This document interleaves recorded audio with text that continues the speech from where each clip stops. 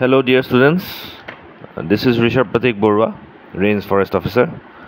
So, last 2 days we were busy with the tour schedule. Today, our West and Central India tour has started. So, সেইটো কাৰণে তোমালোকক সময় দিব পৰা নাছিলোঁ regarding the upcoming forest ranger exam. So, আজি হয়তো আমি লাইভ ক্লাছেছত লগ পাম তোমালোকৰ এটা ৰেকৰ্ডেড ভিডিঅ' তোমালোকে পাবা য'ত আমি ডিছকাছ কৰিম regarding the most important things you have to cover regarding the forestry optional.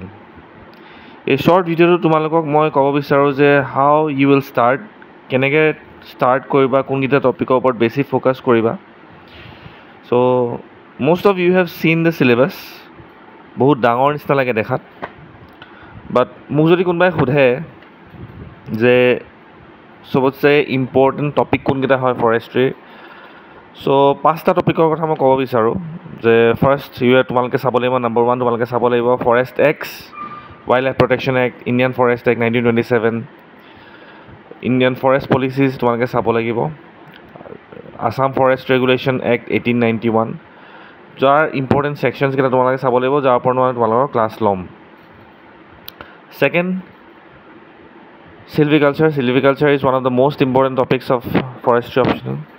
Third, forest mensuration তোমালোকে চাব লাগিব Next, forest management তোমালোকে চাব লাগিব আৰু fifth most important is forest utilization এই 5টা বস্তু বা এই 5টা টপিকৰ ওপৰত যদি ভাল হ'ল থাকে কাবাৰ then forestry optional becomes very easy.